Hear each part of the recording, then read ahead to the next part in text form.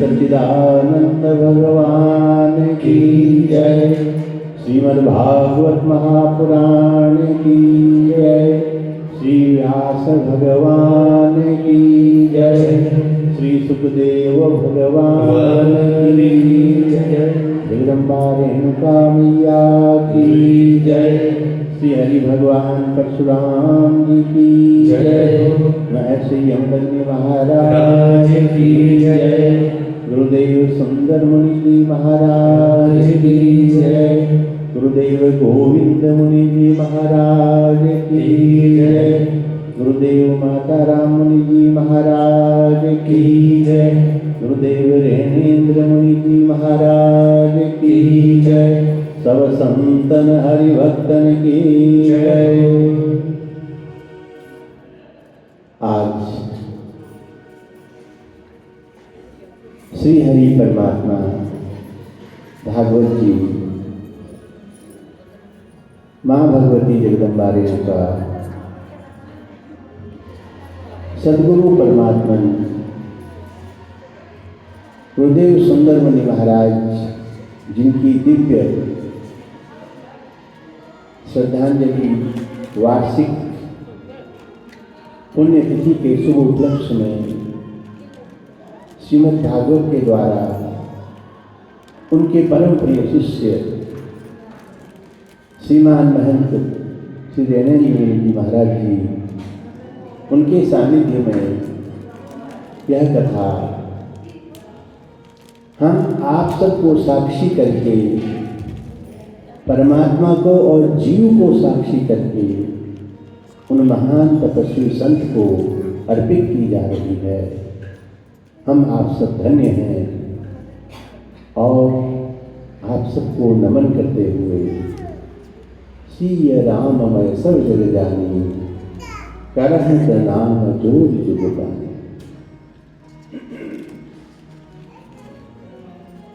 कथा के आज चतुर्थ दिवस में हम प्रवेश कर रहे हैं। पिछले कल मुख्य रूप से कथाओं में परिभ्रमण करते हुए हम जा रहे थे। एक ऐसे महात्मा के द्वारा जो भगवान का भजन करता है और भजन करते करते माया किस प्रकार से मानव को घेर लेती है और उसके बाद पशु पक्षी अनेक जीवों में सम्मोहित होने के कारण उनका जन्म पशु योग का हुआ, हिरण में। वो शरीर छूटा, आत्म तत्वज्ञानी ऋषि साक्षात ऋषभ देव के पुत्र जड़ भरत बने। अपने आप को जड़ सारे संसार में दिखाया और अपने जीवन को संवारने का प्रयत्न किया। तत्व ज्ञान का उस परमात्मा की सन्निधि में आश्रय लिया।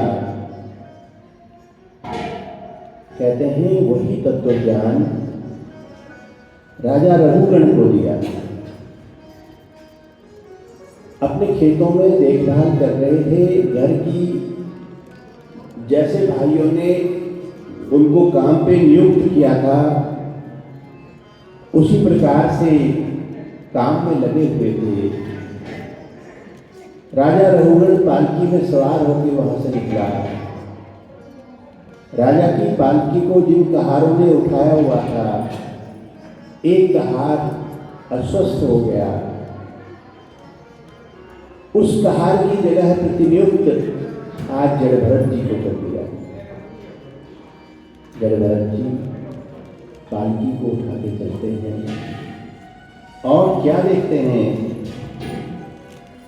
मार्ग में अनेक छोटे छोटे कीट पतंगे चींटी, जैसे ही मार्ग में उनको जीव दिखता है तुरंत अपना पग झट से आगे रख लेते हैं।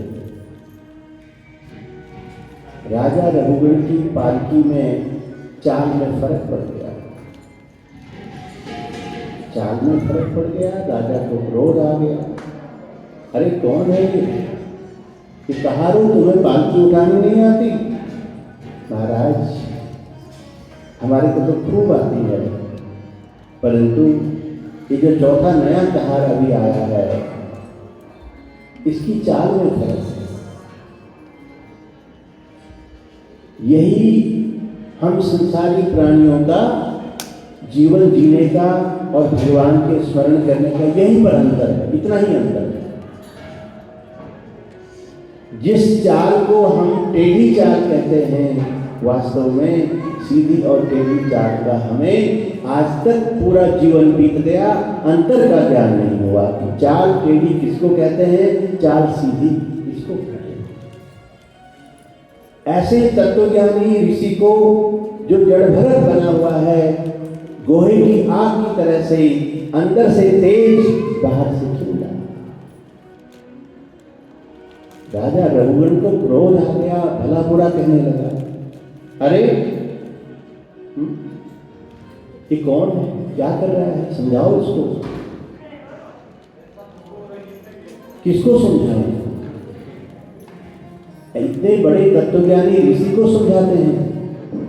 कौन समझा रहे हैं? हम जैसे जीव समझा रहे हैं। कौन? पंडित जी ने माला हाथ में ले रखी है, बढ़िया खूब जपते हैं और अपने आप को विद्वान समझते हैं, बड़ा समझते हैं, सैकड़ों आदमियों को उपदेश दे रहे हैं। राजा इतनी बड़ी प्रजा का स्वामी आज एक कहार को भले बुरे शब्द कह रहा है। मनी मन में जड़ भरत जी क्या कह रहे हैं? माला फेरत जगमुआ फिरान मन का फेर, कर का मन का डारी दे, मन का फेर। हाँ, माला तो कर में फिरे, जीव फिरे मुख माही,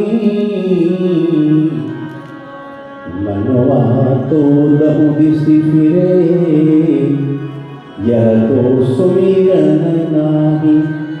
हाँ, हम लोग कैसा स्मरण करते हैं? ऐसा ही स्मरण करते हैं। हाथ में माला है, बाहर लौकिक जीवन का व्यवहार निभाते हैं, कभी घर के कामों को करते रहते हैं, कभी समझाते रहते हैं, कभी किसी के साथ वार्तालाप करते हैं, कभी किसी के साथ व्यवहार करते हैं, कभी किसी के साथ व्यापार करते हैं। आज जड़ भरत जी पुनः राजा की चाल में जब फर्क आया, राजा को क्रोध आ गया, अपनी पालकी को रुकवा दिया, पालकी से नीचे उतर के कहने लगा, अरे कितना समझाया, अरे मूर्ख। जड़ भरत जी कहने लगे, प्यारे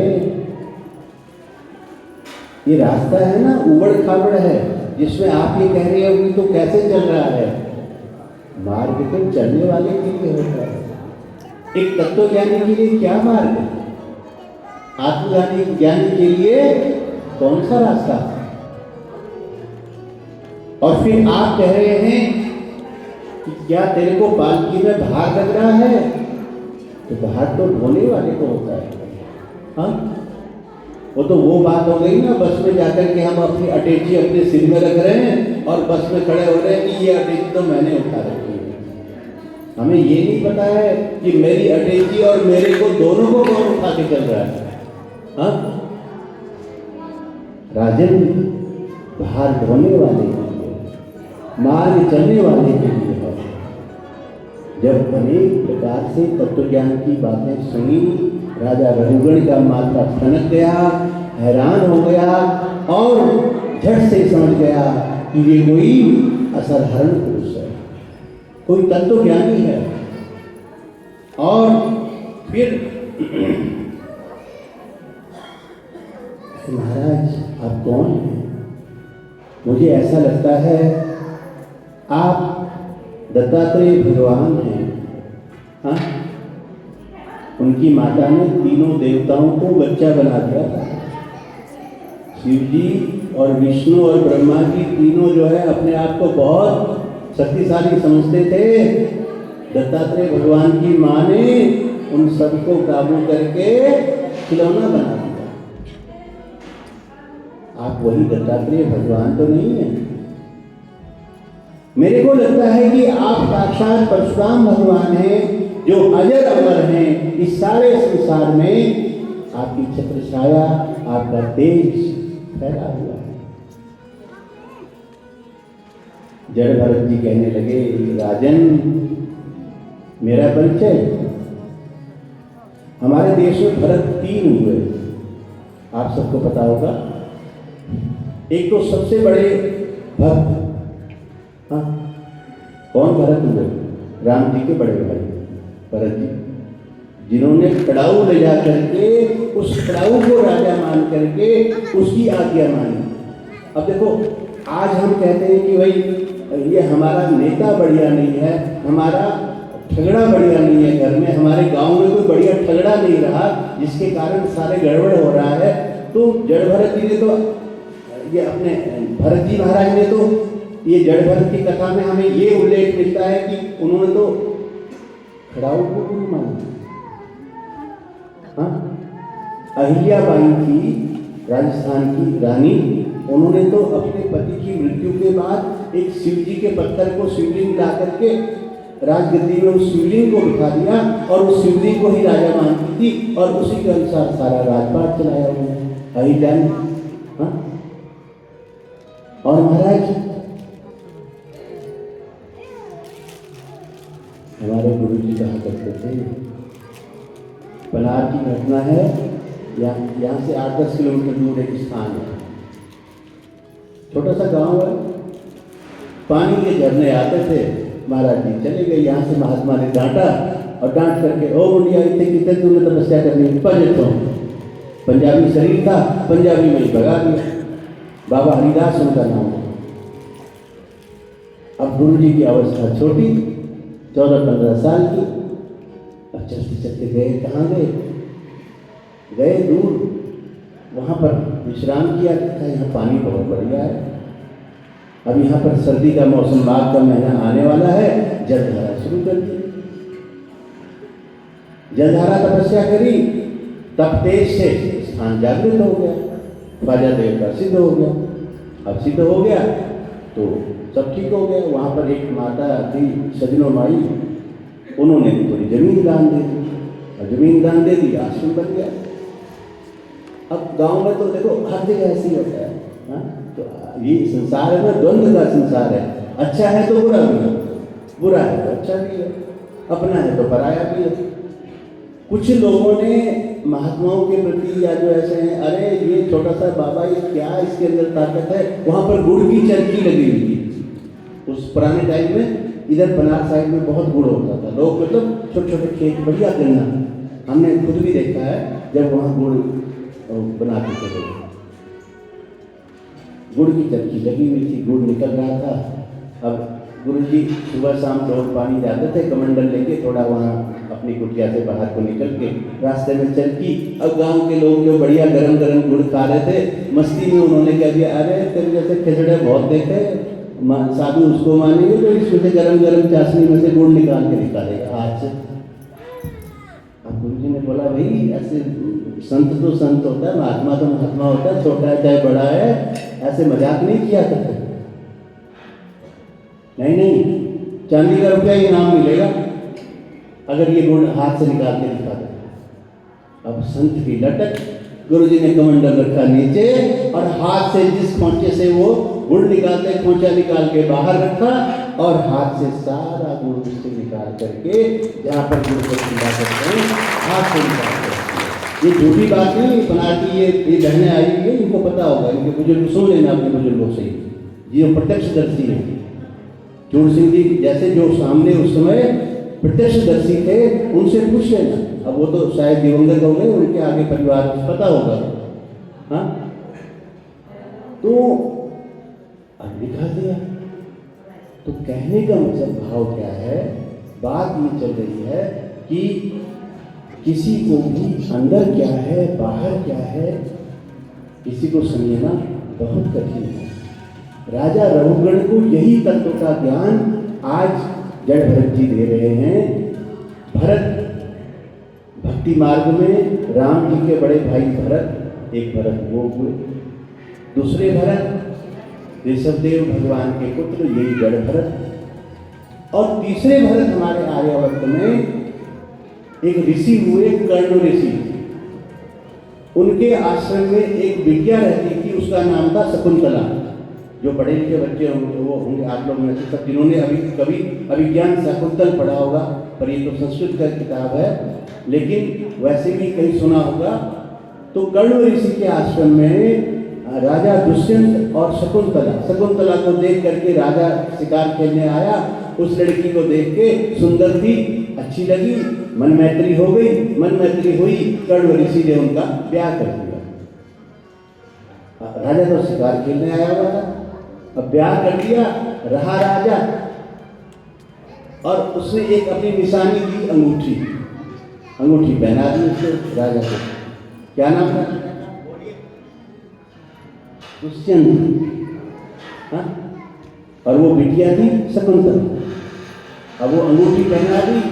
ऋषि ने कहा ये अंगूठी आपको पूरी यहाँ की जो जैसे सीसीटीवी कैमरा होता है ना, वो शक्ति इसके अंदर है, आपको पूरा ज्ञान रहेगा इस अंगूठी जब तक आप पहनेंगे।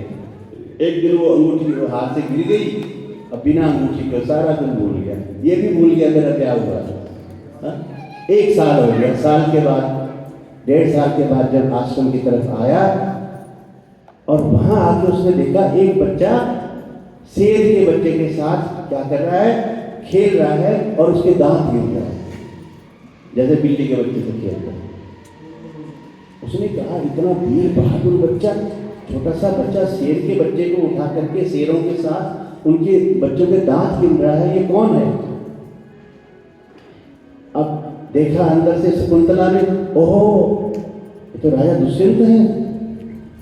बुलाया, राजा दुष्यंत पहचाने ना, क्योंकि वो चमत्कारी अंगूठी वो हाथ से गिर गई थी। तब कण्व ऋषि आए, कण्व ऋषि ने सारी बात समझाई, राजा दुष्यंत को पता चला, और वो जो बालक था उसका नाम, राजा दुष्यंत का जो बेटा था उसका नाम भरत रख दिया। उसी भरत के नाम से हमारे देश का नाम भारतवर्ष।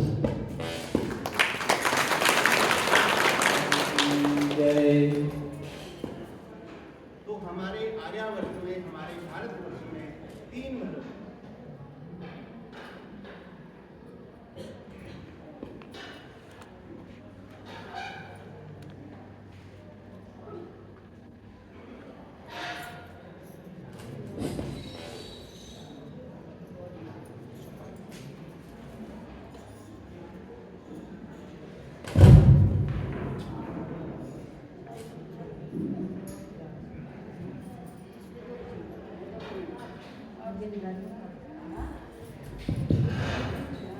आज वही जड़ भरत जी, बड़े भरत जी जो भक्ति वाले थे, उनकी कथा हम रामचरितमानस के द्वारा, रामायण के द्वारा जानते हैं। दुष्यंत शकुंतला का बेटा जो भरत, उसको हम अपने देश के नाम से जानते हैं।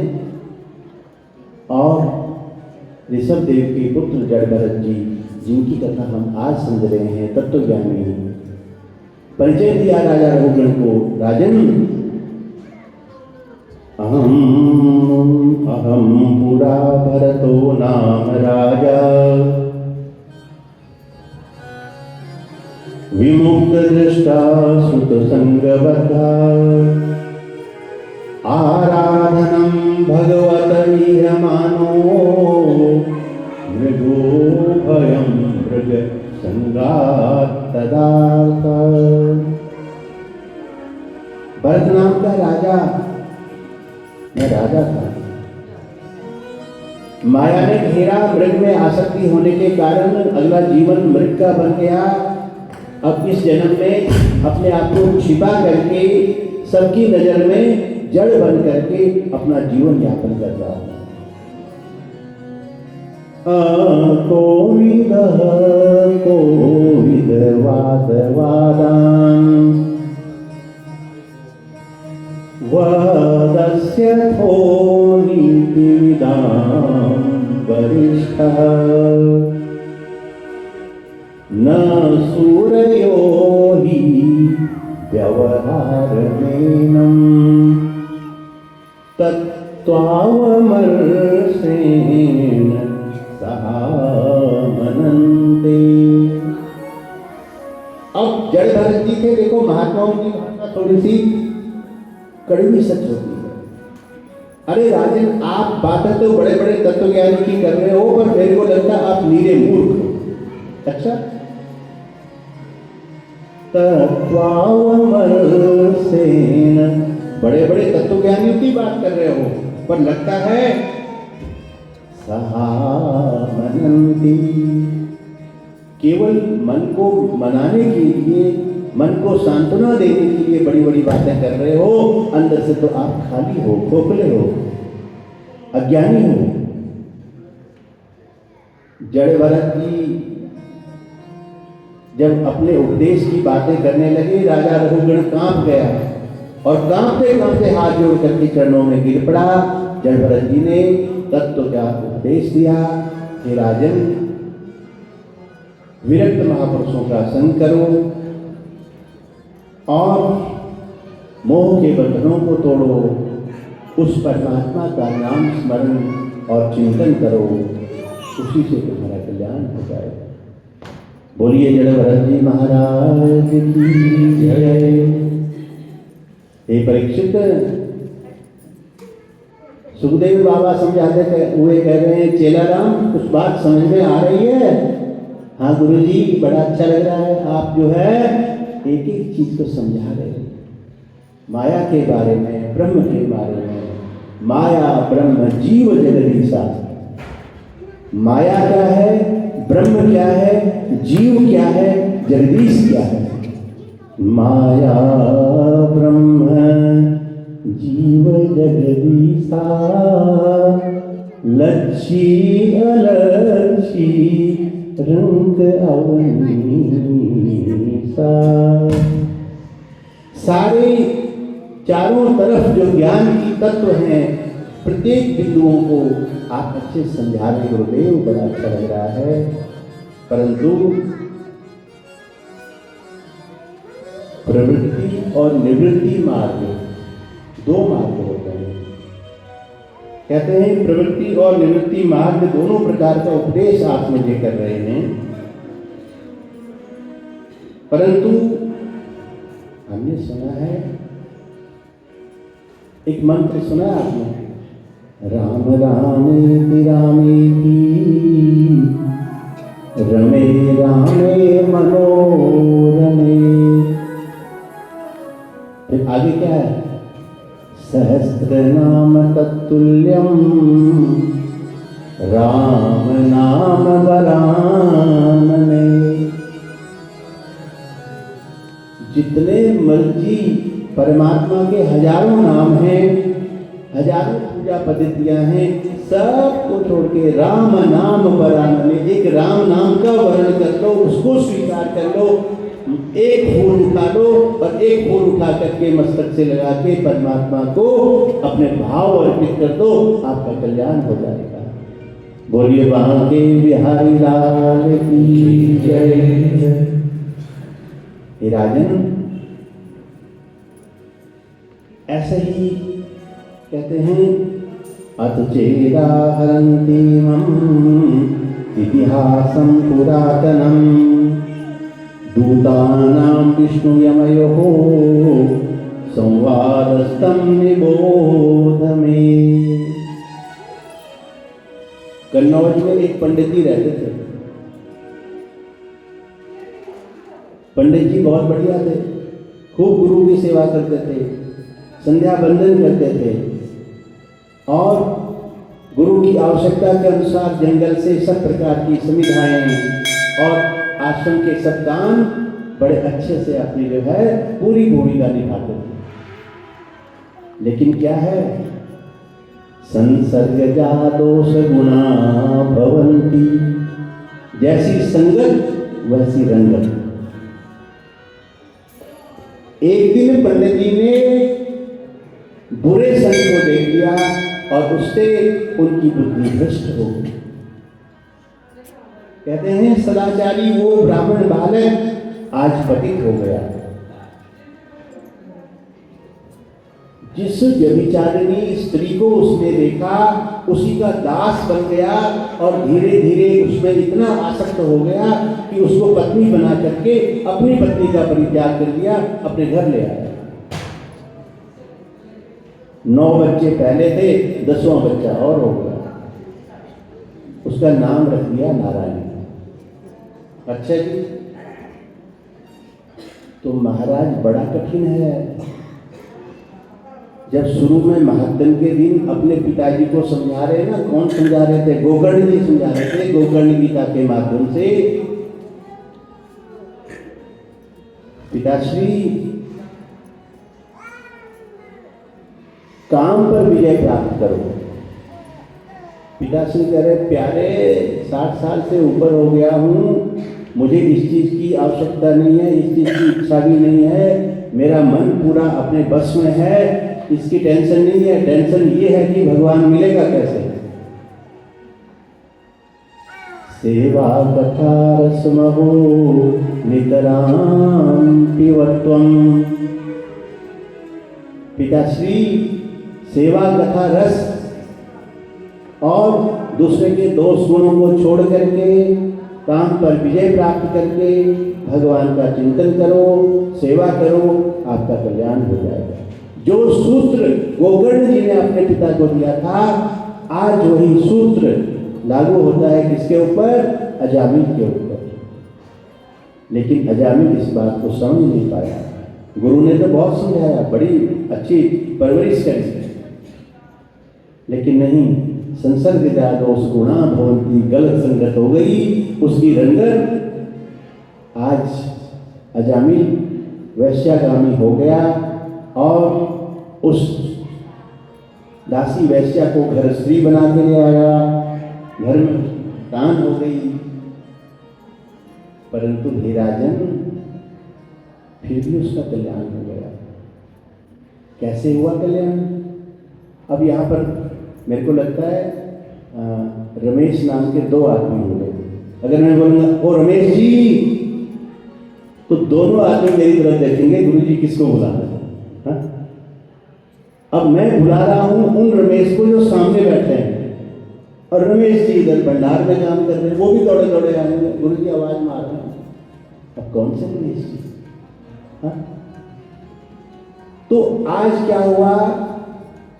वृद्धावस्था जो अजामिल की हुई, यम के दूत उसको लेने के लिए आए, तो उसने अपने पुत्र जिसका नाम नारायण रखा हुआ था उसको पुकारा। अब नारायण तो वो भी है उसका बेटा, और नारायण वो सारे संसार का स्वामी भी है, सारे संसार के जो पिता हैं वो भी आ गए, और जो बेटा उसका है वो भी आ गया दौड़ दौड़। भगवान ने देव अपने जो पार्षद थे उनको भेज दिया, भाई मेरा नाम पुकार रहा है कोई और बड़ा इमरजेंसी कॉल है, देखो कौन है।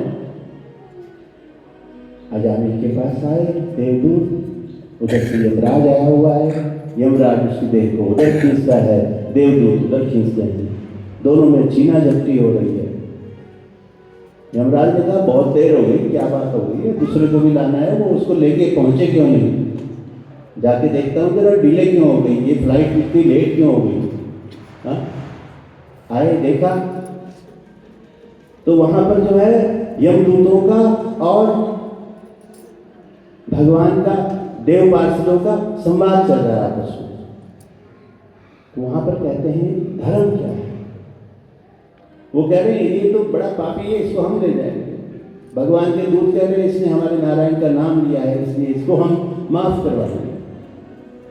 भगवान आए, देखो पुण्य क्या है, पाप क्या है, धर्म क्या है। यहाँ पर उसकी व्याख्या की गई कि जो वेद शास्त्रों में, हमारे धर्म ग्रंथों में बातें लिखी गई हैं, जो पुण्य का मार्ग बताया गया है, धर्म का मार्ग बताया गया है, वो धर्म है, और उसके विपरीत जो आचरण है वो अधर्म है। इस प्रकार से ज्ञान अजामिल को हुआ। अजामिल ने देव पार्षदों को प्रणाम किया, दिव्य विमान में उसको लेकर के, क्यों? अयम ही श्रुत संपन्न शील वृत्त गुणालय धृतप्रवे मुनुर्दान्तः तत्रवान् मंत्र विच्छुतिः। भगवान सबको चाहते हैं।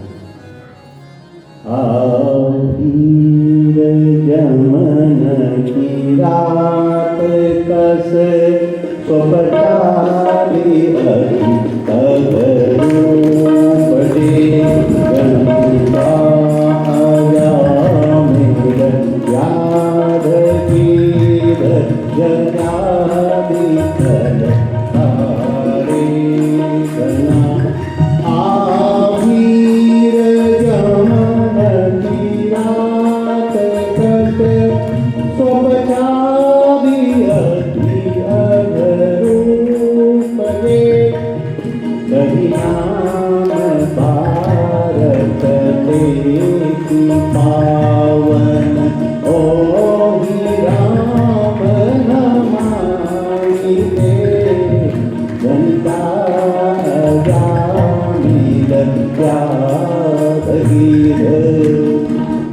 बोलिए बांके बिहारी लाल की जय। अब गणिका महाराज कौन से बड़े धर्म कर्म करती थी, कौन से तीर्थ व्रत में अपनी देह को तो देती थी। गणिका और फिर दूसरा गणिका अजामिल व्याध गीध गजादी गजाती। हाँ, वो परमात्मा सबको उतारता है। और कहते हैं एक बात तो बड़ी अच्छी कही है, रामचरितमानस का चंद है। तो तुलसीदास जी ने एक बहुत सुंदर बात इसमें लिखी है, क्या?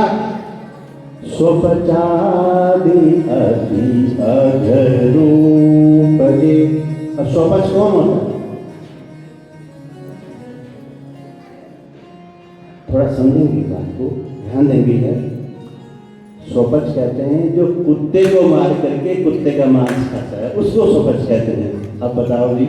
हाँ, अब गुलटी तो खाते हैं, कई चीज की गुलटी खाते हैं, लेकिन जो कुत्ते की गुलटी खाए महाराज, अब देख लो मेरे भगवान मेरे राम जी तो उसका भी उद्धार कर देते हैं। तो अब बताइए, मैं नहीं कह रहा हूं, ये ग्रंथ कह रहा है, ये रामचरितमानस कह रही है। स्वपचादि अति अघरूपजे कही नाम पार करे पावन ओम राम नमामि ते। ओम राम नमामि ते। बोलिए बांके बिहारी लाल की जय। इस प्रकार से हे चेला राम, परीक्षित जी बात समझ में आ रही है? हाँ गुरु जी, पता लग गया। मेरे मन का जो एक थोड़ा क्वेश्चन था, एक संशय था, वो मिट गया। अच्छा गुरु जी,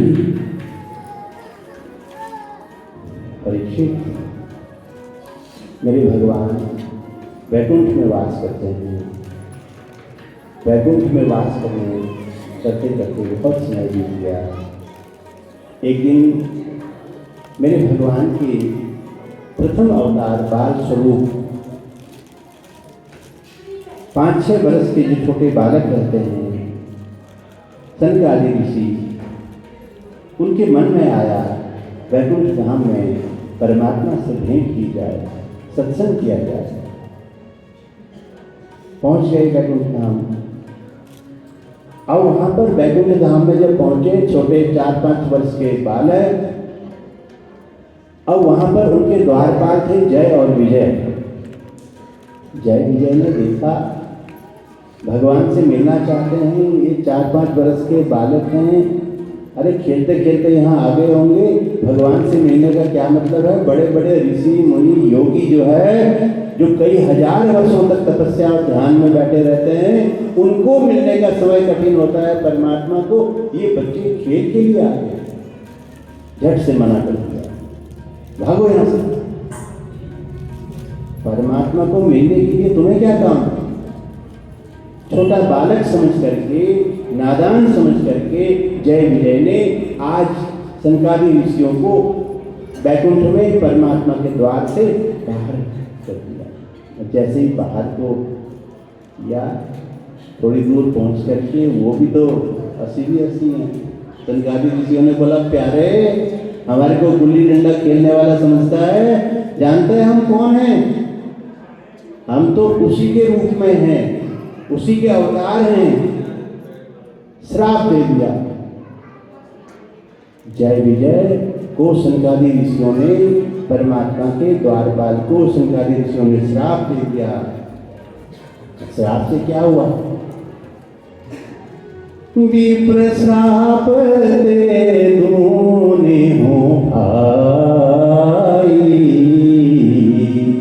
विप्र श्राप से धूनी हो भाई। तामस असुर, ताली बजा दो ना।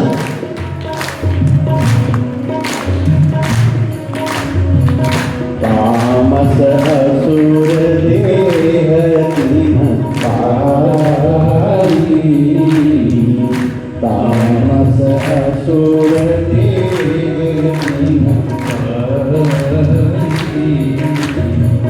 कनक कसिपु अरुहात लोचन कनक कसिपु अरुहात जगत विदित सुरपति मद मोचन जगत विदित सुरपति भव विजयी विजयी समर वीर विख्याता विजयी समर वीर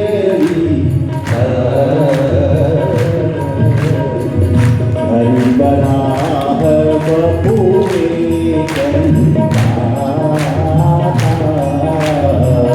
हरि बराह बपुए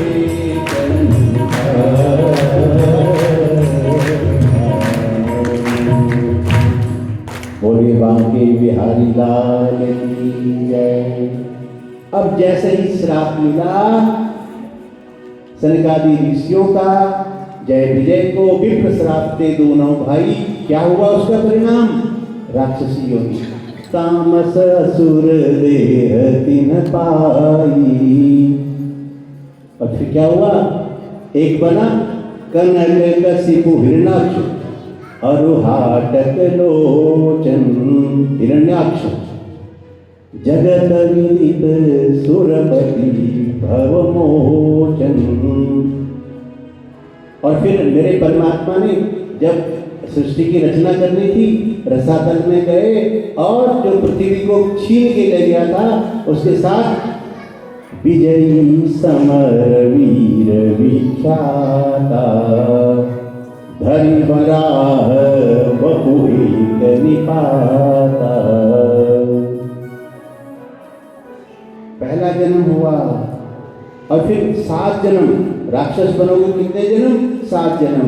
अब थोड़ी देर में दरवाजा झट से खोला, नारायण के पास गए, महाराज गड़बड़ हो गई, आपने कैसे द्वारपाल रखे हैं? क्या हुआ? हमारे को रोकते हैं, हमने श्राप दे दिया। ओहो, ये तो बहुत बढ़िया, मेरे बहुत बढ़िया आज्ञाकारी द्वारपाल थे।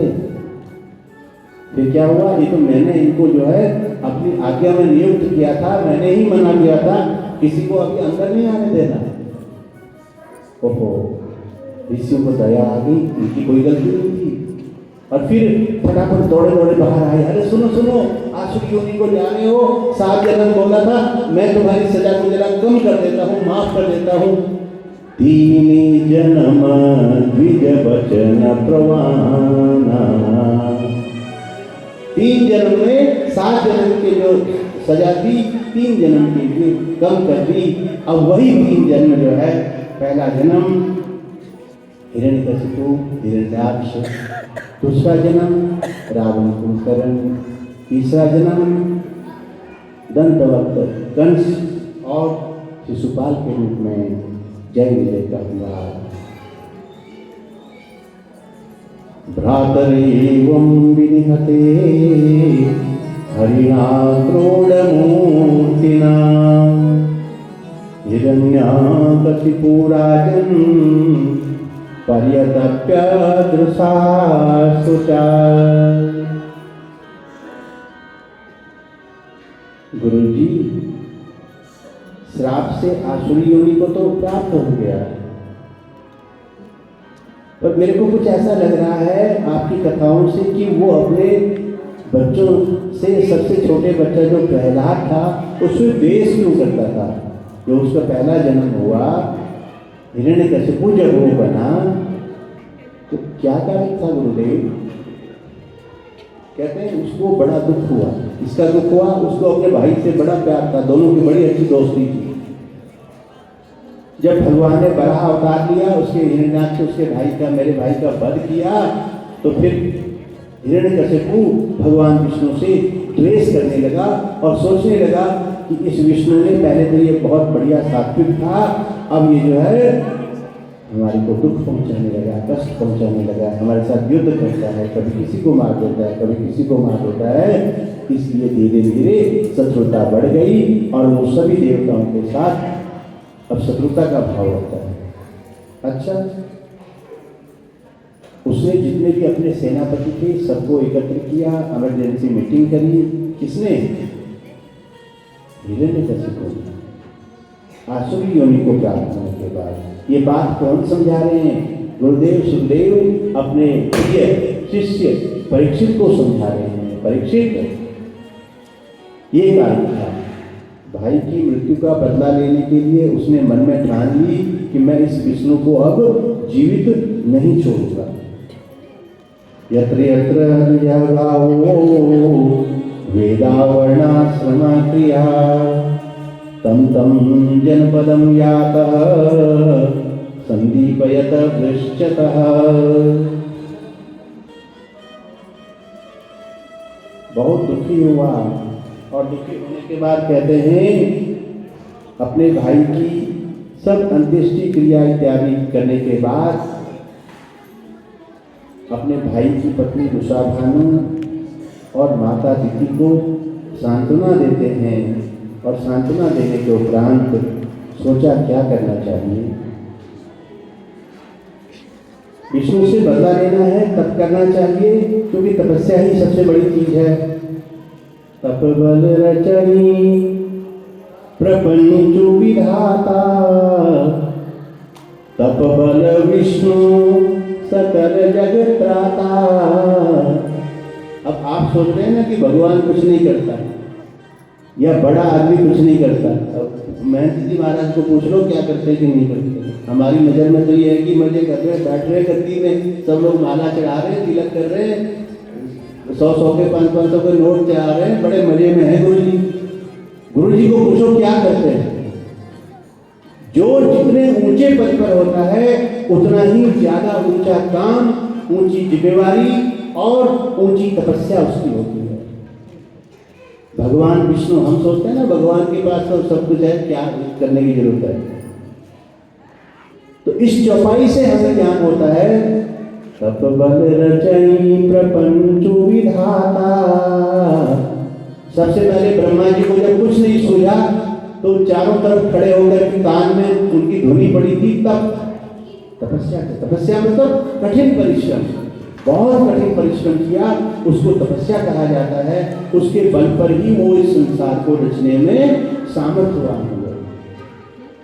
और भगवान विष्णु तप बल विष्णु सकल जगत त्राता।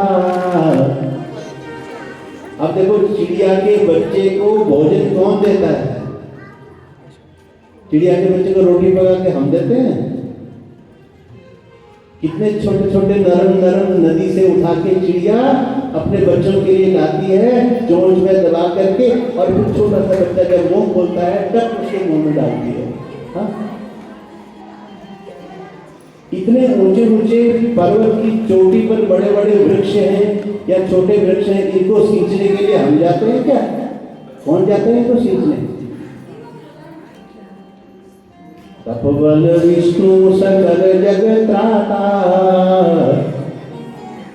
तपस्या के बल पे ही वो परमात्मा ने बहुत तपस्या की है। भगवान विष्णु बड़ी टेंशन में रहते हैं, टेंशन वैसे नहीं करते लेकिन सबकी पालन करने की चिंता जरूर रखते हैं और उसके लिए बहुत मेहनत करते हैं। यही बात आज हिरण्यकशिपु के दिमाग में आई कि बिना तपस्या के कुछ नहीं होने वाला है। हाँ? कठिन परिश्रम के बिना कुछ भी नहीं मिलता है संसार में। आजकल के विद्यार्थियों को हम कहते हैं ना, बच्चों को कहते हैं अरे बेटा कर लो, कुछ काम आएगा, पढ़ लो, थोड़ा सा मेहनत कर लो। हाँ? पढ़ने का टाइम है 2, 4, 5 साल खूब अच्छा जो है मेहनत कर लोगे तो जिंदगी भर ऐश करोगे। हाँ? वो तपस्या है। जिसने तपस्या करी, जिन खोजा तिन पाई आगे हरे पानी पैठ। जो खोजेगा वो पाएगा। हिरण्यकशिपु मदिराचल पर्वत के ऊपर गए और तपस्या में मग्न हो गए। और जैसे ही तपस्या में मग्न हुए, मन में एक छत्र राज्य की कामना थी कि जितने भी विष्णु हैं, ब्रह्मा हैं, इन सबको मैं जो है अपने वश में कर लूंगा, सारे संसार को अपने वश में कर लूंगा, एक छत्र राज्य की इच्छा से। और इतनी तपस्या की, एक पैर पे खड़े होकर, पांव के अंगुष्ठ मात्र में खड़े होकर के, हाथ ऊपर खड़े करके बड़ी घोर तपस्या में लीन हो गए। तब करते करते ब्रह्मा जी ने देखा, प्यारे जैसे ही अंगूठा धरती में चुभने लगा, धरती माता डगमगाने लगी, ब्रह्मा जी के पास टेलीफोन चला गया, महाराज कोई चेलाराम बहुत बढ़िया कोई फरियाद कर रहा है, तपस्वी देखो क्या है। दैत्येन्द्र तपसा तप्ता दिवि स्थातुं न शक्नुमः तस्य चोपशमं भूमन् विधेहि यदि मन्यसे। झट से ब्रह्मा जी आए दौड़े दौड़े और आकर के देखा चेलाराम बहुत कठिन तपस्या में रत है, प्रसन्न हो गए, खुश हो गए, वाह बहुत अच्छा, इतनी बढ़िया तपस्या कर रहा है। प्यारे कमंडलू से जल निकाला, जल का छींटा मारा और कहने लगे, उत्तिष्ठ तिष्ठ भद्रं ते तपः सिद्धोऽसि काश्यपः वरदोऽहमनुप्राप्ता प्रियतामिच्छिताम्बरः। हे काश्यप नंदन, आपने तप किया है, मैं प्रसन्न हुआ, बोलो क्या चाहिए। मैं आपसे वरदान मांगता हूं ब्रह्मा जी, अगर दे सकते हो तो यस करिए और नहीं तो नो करिए, बस सीधी सी बात है। नहीं देंगे जरूर। अरे बेटा हम आए इसलिए हैं, यस है बोलो, हाँ है बोलो, क्या। अब जो कठिन बड़ा बढ़िया वर लेना हो ना, थोड़ा सा वर देने वाले को भी कई बार हम अपने जो गिफ्ट देता है उसको, मेरे जन्मदिन में कैसा गिफ्ट मिलेगा, बढ़िया मिलेगा कि घटिया मिलेगा। अरे भाई 10,000 का मिलेगा, 5,000 का मिलेगा, 15,000 का मिलेगा, बच्चे लिमिट पहले ही बांध देते हैं। तो आज हिरण्यकशिपु ब्रह्मा जी को लिमिट में बांधना चाह रहा है, दोगे? हाँ प्यारे, कहते हैं यदि दास्यम्यतां वरान्मे वरदोत्तम भूतेभ्यः स्वविशिष्टेभ्यो मृत्युर्मामाभून् मम प्रभो। महाराज अगर मुझे वर देना चाहते हैं, मैं ये वरदान आपसे चाहता हूँ कि सारी पृथ्वी में मेरी किसी के भी जीव के हाथ से मृत्यु ना हो। अच्छा,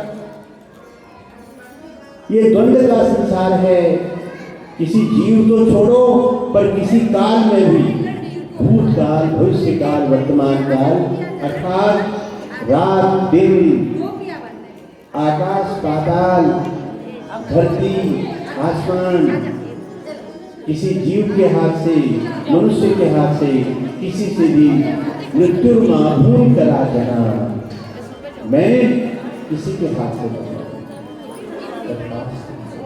वरदान नहीं। अब प्रसन्न हुआ, उम्मीद नहीं थी, तभी तो लिमिट में मांग रहा था। जब वरदान मिल गया बड़ा प्रसन्न हो गया कि अब तो मुझे मारने वाला संसार में कोई, ना मैं अस्त्र से मरूंगा, ना शस्त्र से मरूंगा, ना रात मरूंगा, ना दिन मरूंगा, ना किसी मनुष्य से मरूंगा, ना पशु से, ना पक्षी से, अर्थात जितना भी ये द्वंद्व का संसार है, द्वंद्व से तो मैं द्वंद्वातीत तो परमात्मा होता है, लेकिन आज ब्रह्मा जी ने द्वंद्वातीत मेरे को बना दिया। अब बड़ा जैसे ही ताकत मिली, शक्ति मिली,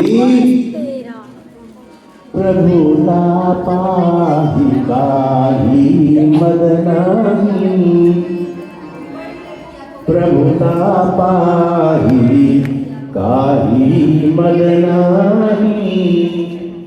जब प्रभुता मिल जाती है, सत्ता मिल जाती है, बल मिल जाता है, तो मद किसको नहीं होता। अरे प्यारे, अभिमान हो जाता है और उसी अभिमान को हमें समझते हुए हे परमात्मा निरभिमान रखना है।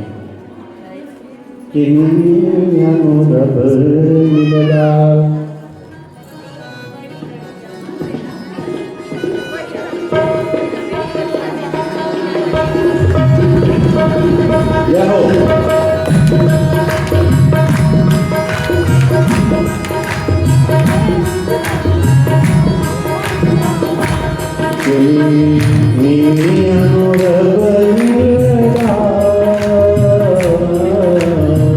नीवा होके चल बन गया, ओ नीवा होके चल बन गया, नीवा होके चल बन गया।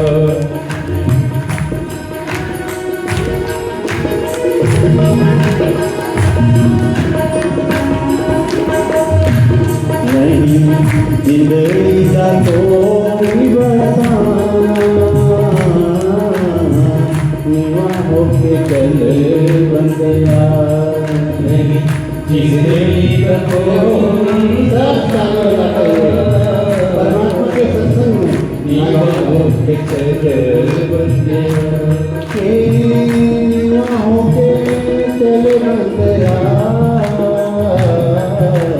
नीवा होके चल बन गया, नीविया मोरब गिलदा, ओ नीविया मोरब गिलदा, ओ जिंदगी का नम बसाया, नीविया मोरब गिलदा।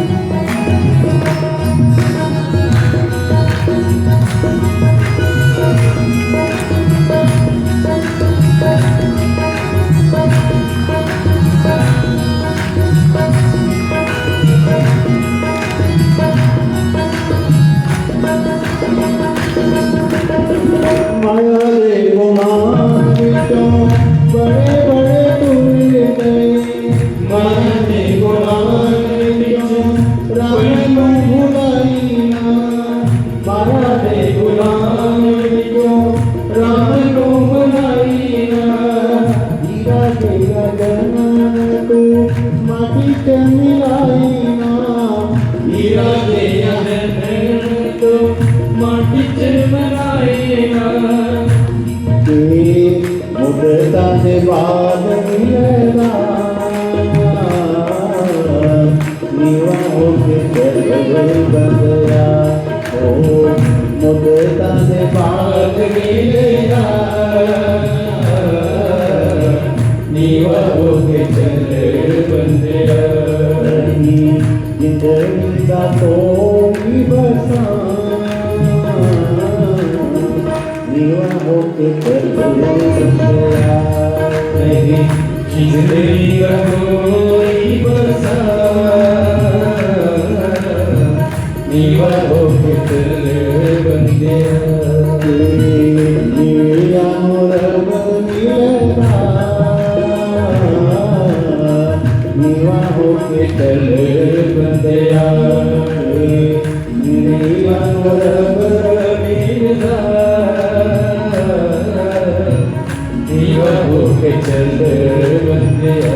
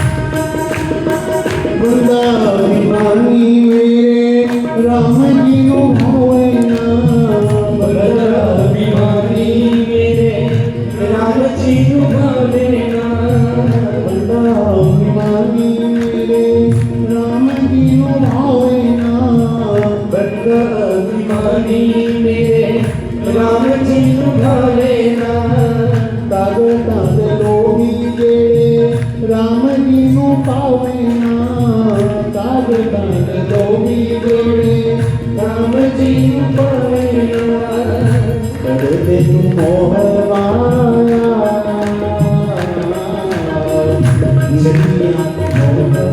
माया मिया मोदक मिलता जिंदगी कोई न बसा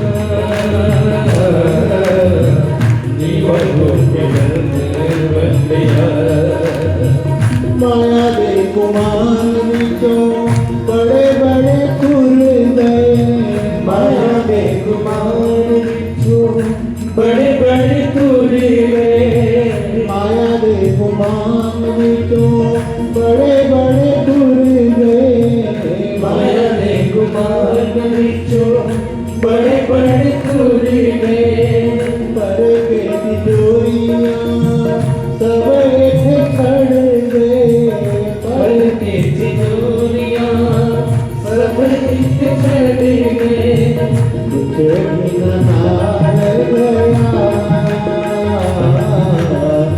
जीवा होके चल गया कुछ भी न हार गया जीवा होके बन गया जीवा होके चल बन गया जीवा होके चल बन गया जीवा होके चल बन गया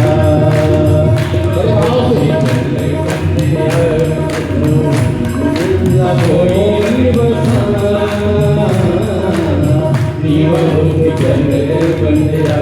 नहीं जिंदड़ी का कोई बसाना जीवा होके चल बंदया ओ जीवा होके चल बंदया ओ जीवा होके चल बंदया ओ जीवा होके चल बंदया ओ जीवा होके चल बंदया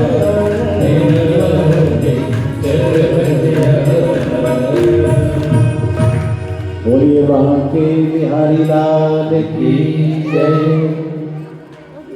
आज हिरण्यकशिपु ने ब्रह्मा जी से वरदान ले लिया।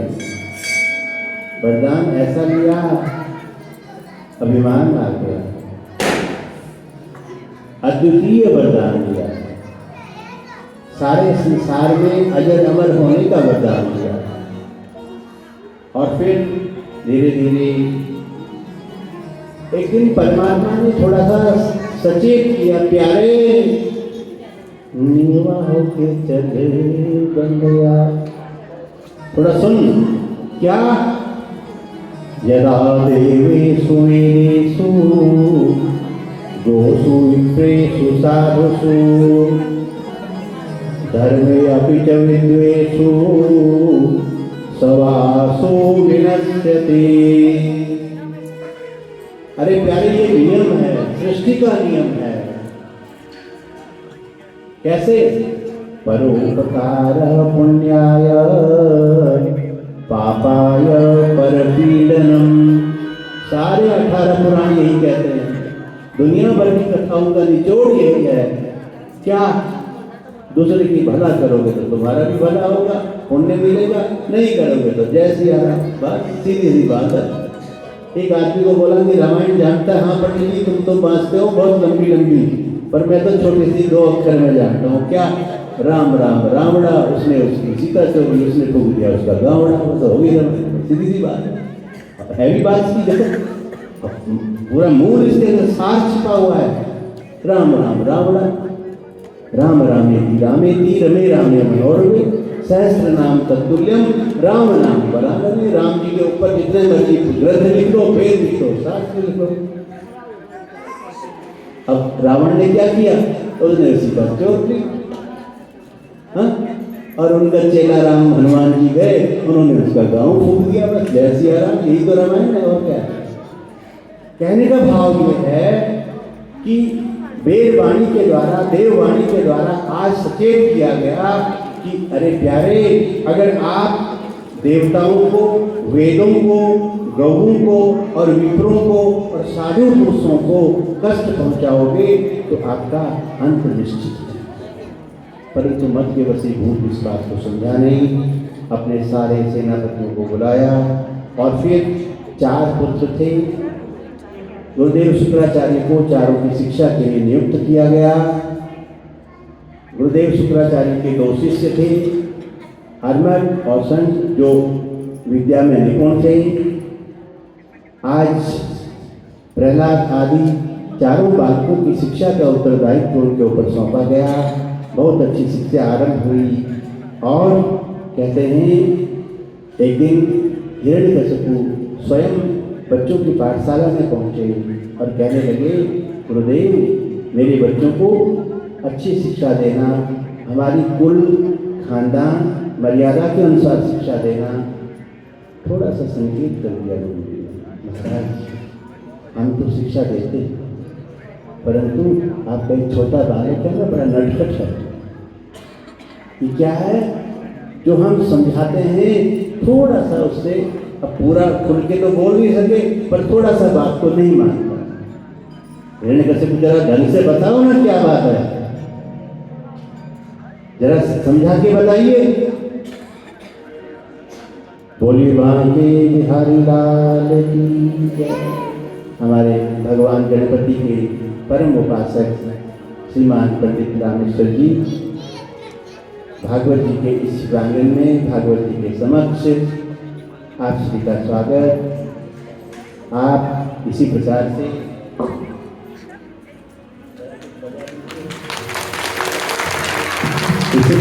भगवान गणपति की सेवा करते रहें। जितना सुंदर आपने भगवान गणेश जी के मंदिर को रूप दिया है और रूप दे रहे हैं, परमात्मा आपको शक्ति दे।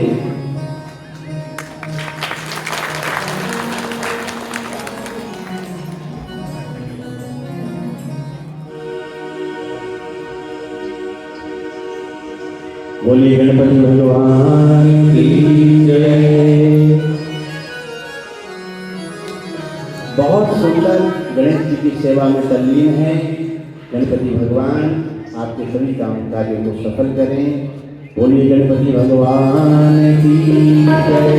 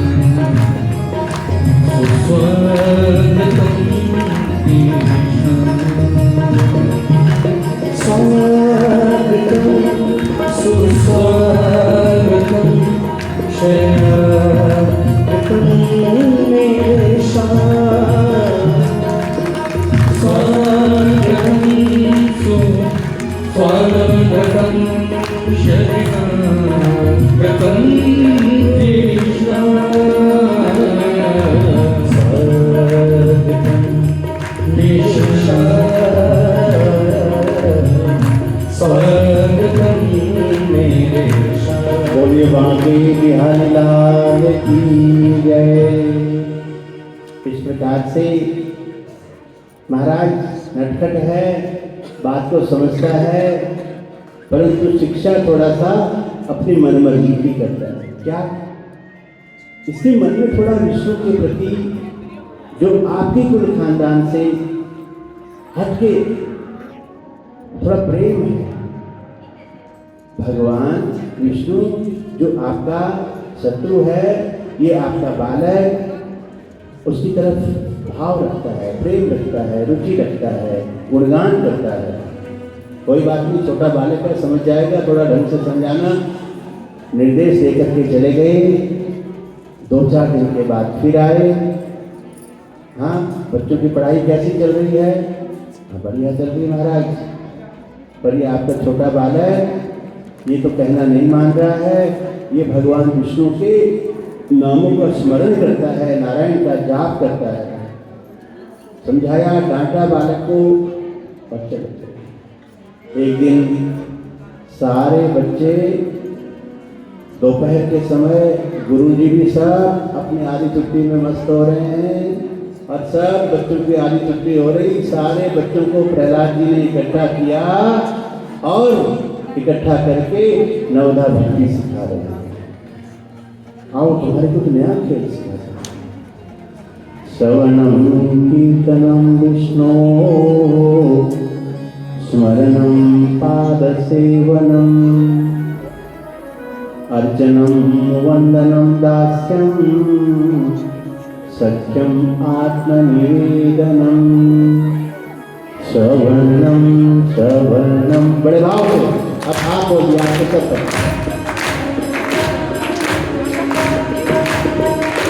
श्रवणम श्रवणम कीर्तनम कीर्तनम विष्णु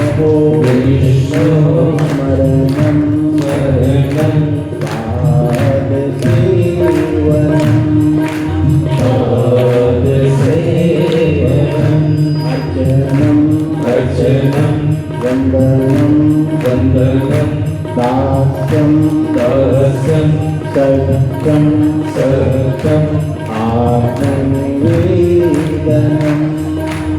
आत्मनिवेदनम आत्मनिवेदनम। बोलिए बांके बिहारी लाल की जय। जैसे ही बच्चों को ये नवला भक्ति का सूत्र प्रहलाद जी दे रहे थे, उसी समय हिरण्यकशिपु आ गए।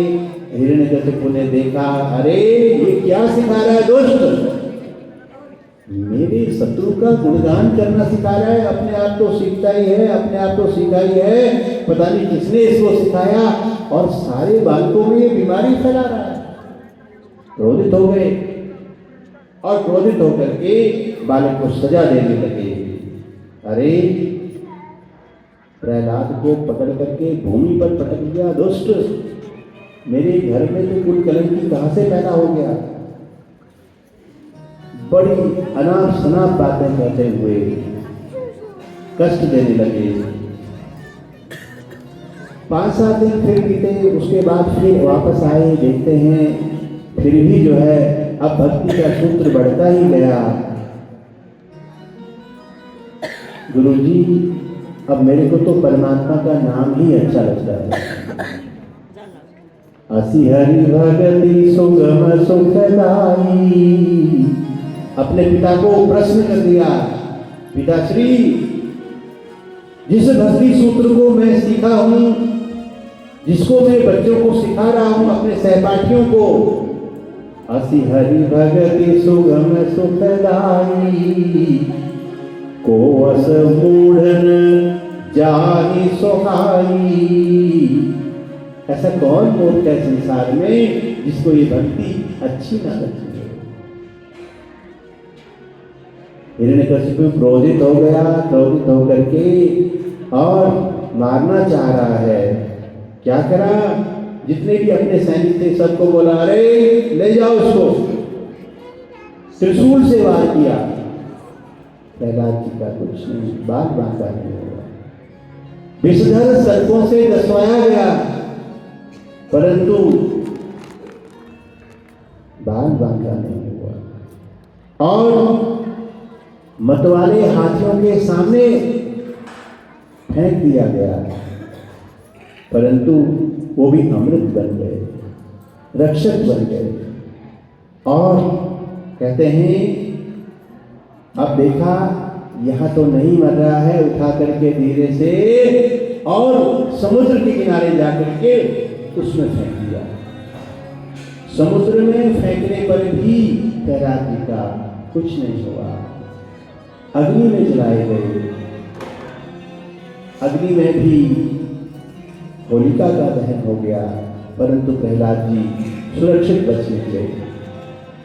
जब किसी प्रकार से बच्चे को कुछ नहीं हुआ, सीमी की चापी सकई को तासू, सीमी की चापी सकई को तासू, बड़ रखवार रमापति जासू, जिसका वो रखवाला है उसका कोई बाल बांका नहीं कर सकता, एक थोड़ा तिनका भी इधर से उधर नहीं कर सकता। अरे जाको रखे साइया मार सके ना कोई, जाको रखे साइया मार सके ना कोई, जाको रखे साइया मार सके ना कोई, बालन राका करी सके यो जग बैरी हो, बालन राका करी सके जो जग बैरी हो, जाको रखे साइया मार सके ना कोई, जाको रखे साइया मार सके ना कोई। बड़ रखवार मां पति जाती, प्रहलाद जी का बाल बांका नहीं हुआ। अब तो हिरण्यकशिपु आग बबूला हो गया और अपनी म्यान से खड्ग को निकाल करके मारना चाहा। अब देखता हूं तेरा भगवान, तेरा विष्णु कैसे तेरी रक्षा करता है, अब तू मेरे हाथ से नहीं बचेगा। अब देखता हूं ये जो सामने स्तंभ है, क्या इस खंबे में, इस धरती में भी तेरा परमात्मा है। पिताश्री हरि व्यापक सर्वत्र समान, हरि व्यापक सर्वत्र समान, प्रेम से प्रकट होई है जमाना, प्रेम से प्रकट होई है हरि व्यापक सर्वत्र समाना। पिताश्री परमात्मा ईशावास से निगम सर्वम यह किंच जगत्याम जगत, संसार में जो भी कण कण में, प्रत्येक अणु अणु में वो परमात्मा विराजमान है। पिताश्री इस कमरे में क्यों नहीं होगा। अच्छा अब देखता हूँ, जैसे ही हाथ से खड्ग निकाली और प्रहलाद जी का वध करने के लिए प्रहलाद जी के ऊपर खड्ग का प्रहार किया, जोर से अट्टहास करके खंबा विलीन हो गया और खंबे से नरसिंह भगवान प्रकट हो गए। बोलिए नरसिंह भगवान की जय। नरसिंह भगवान प्रकट हुए और हिरण्यकशिपु को अपनी जंघा में बैठा करके द्वार में बैठ करके संध्या के समय और अपने नखों से उसका उदर विलीन कर दिया और उसका प्राणांत हो गया, सदगति मिल गई। बोलिए बांके बिहारी लाल की जय।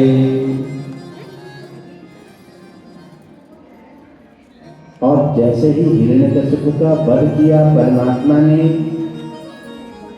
नरसिंह का रूप धारण बना दिया। नरसिंह का रूप ना नर ना सिंह ना मनुष्य ना पशु, किसी अस्त्र शस्त्र से नहीं अपितु अपने नाखूनों से, अंदर बाहर नहीं अपितु बाहर देहली में, सुबह शाम रात्रि और दिन नहीं अपितु संध्या के समय, दो समय मिलन के समय। अर्थात इस सारे द्वंद्व के संसार को परमात्मा ने मिथ्या करते हुए, अपवाद करते हुए आज हिरण्यकशिपु का भगवान ने नरसिंह बन करके उसका वध किया और अपने भक्त प्रहलाद की रक्षा की। बोलिए बांके बिहारी लाल की जय। सभी देवता स्तुति करने लगे। नमो सुनताय दुरंत शक्तये विचित्र वीर्याय पवित्र कर्मणे। और फिर भगवान के क्रोध को शांत कौन करेगा। देवताओं के स्तुति से परमात्मा का क्रोध शांत नहीं होगा। सारे देवता हार गए। प्रहलाद से विनय की, प्रहलाद आप ही परमात्मा का क्रोध शांत करो। भावस्य नेह शरणं पितरो नरसिंह नार्तस्य त्यागरमुनन्वति मज्जतो नो। तब तस्य तत्प्रतिविधिर्विहार्यश्रेष्ठ स्थावर विभो तनुभृतां तदुपेक्षितानां। प्रहलाद जी ने बड़ी दिव्य स्तुति करी और मेरे हरि का, मेरे परमात्मा का क्रोध शांत हुआ। आप कहते हैं प्रहलाद जी मुझसे वर मांगिए, कुछ आशीर्वाद मांगिए। प्रहलाद जी कहते हैं महाराज कुछ नहीं चाहिए। अरे प्यारे मांगो, मैं देना चाहता हूं। जब मेरे भगवान ने बहुत अनुनय विनय किया तब प्रहलाद जी हाथ जोड़ के कहते हैं हे प्रभु परमात्मा, हे ईश्वर, हे नारायण, हे जगत के अधिष्ठात्री देव, अगर देना ही चाहते हैं तो मुझे एक वर दीजिए। क्या वर दीजिए?